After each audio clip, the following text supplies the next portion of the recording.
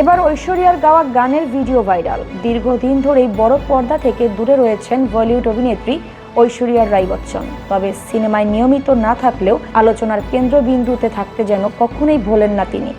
সম্প্রতি সামাজিক যোগাযোগ মাধ্যমে ভাইরাল হয়েছে ঐশ্বরিয়ার একটি পুরনো ভিডিও, যেখানে অভিনেত্রীকে দেখা গেছে গান গাইতে, আর তাতেই নতুন করে মুগ্ধ ভক্তরা।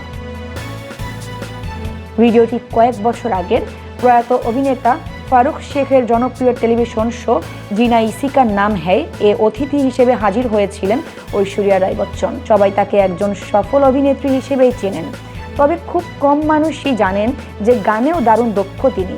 সেই অজানা দিকই এবার সামনে এসেছে ভাইরাল ভিডিওর মাধ্যমে। শোতে ঐশ্বরিয়ার সহ অভিনেতা চন্দ্রচূড় সিংকে অনুরোধ করা হয় 2000 সালে মুক্তিপ্রাপ্ত সিনেমা জোশ এর শুটিং সেটের কোনো মজার অভিজ্ঞতা শেয়ার করতে।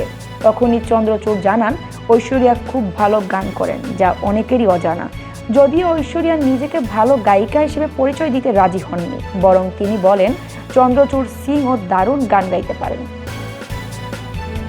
এরপর ফারুক শেখ দুজনকেই একসঙ্গে গান গাওয়ার অনুরোধ জানান। অনেক বোঝানোর পর ঐশ্বরিয়া রাজি হন এবং গেয়ে ওঠেন জনপ্রিয় গান মেরি সানসো মে বাসা হে তেরা হি এক নাম। ঐশ্বরিয়ার কণ্ঠে গান শুরু হতেই পুরো স্টুডিও নিস্তব্ধ হয়ে যায়। উপস্থিত সবাই মুগ্ধ হয়ে শুনতে থাকেন। পরে চন্দ্রচূড়ও তার সঙ্গে গান গেয়ে দর্শকদের আরও চমকে দেন।